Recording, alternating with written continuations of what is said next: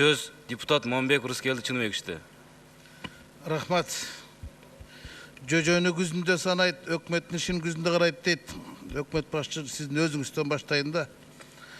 Былтыркы жылы салыктын көлөмү чогултулган 57 миллиард 282 миллион, бажы салык 34 миллион 170. Экөө тең план аткарылган жок.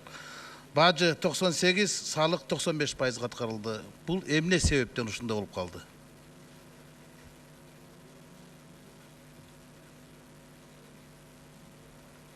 Рыскелди Чыныбекович азыр тиги коллегаңыздар да суроолорду берди. Ал жерде кандай бул корректировка каралганын, анан кийин аткарылбай калгандыгын биз айттык. Азыр жетекчилерди эмне чара көрдүк.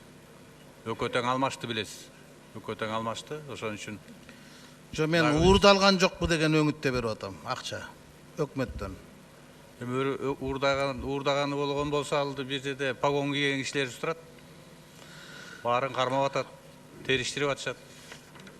Түшүндүм. Февраль айында президентибиз коррупция боюнча коңгуроо какканда каржы полициясы 217 миллион сом акча уурдалды деп чыккан. Ошондон бир аз өтпөй 847 миллион сомдо кылмыш иши козголгон. Билесиз, 1 миллиард сомго жакын акчаны кошумча нар салыгын бажы салык кызматтан коррупцияга чыгарылган чыгарып кеткен.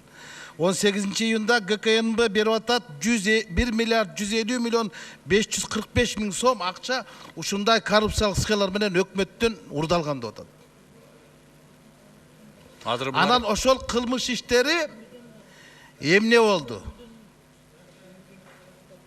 Кызбек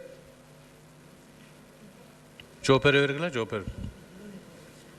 Финансылык полиция жооп берсеңиз, анан коррупцияга каршы кызмат, агенттик.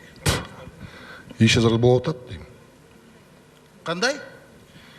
Дела идут, еще продолжается следствие у нас. Мен сизге кыргызча суроо берип атам. Иш болуп атат дейм. Иш болгону февралдан бери болот атабы? Я. Февралдан бери болуп атабы. Бир жылга жакындап калды го козголгон кылмыш. Ооба, продление болду ген прокуратурада.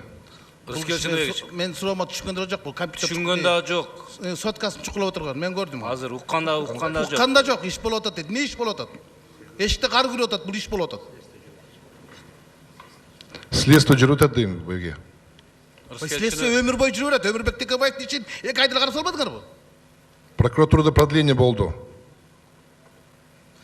Сотко жетпеген иш, ал соода менен бүткөн иш. Уурдалган акчалардын ордун толтура албасаңар, анан эмне үчүн мындай кызматтын эмне кереги бар?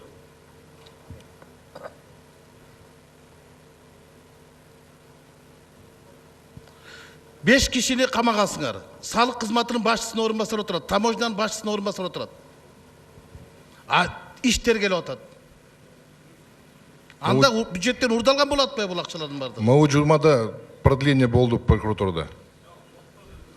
Бажы. Мухаммед Калышекевич. Ушундай да жооп болобу? Рыскелди Чыныбекович, мен териштирип, азыр бизге маалыматты берип атышат, ушул иш жүрүп атат, тергөө иштери жүрүп атат деп. Анан кандай болуп атат, эмне болуп атат, мен сизге мындай маалымат берейин анда өзүм. Ошол эле ортодо Улуттук банктын башчысы 5,5 миллион сом кредит алып, 4,8 миллион кредитин кечип салып атат.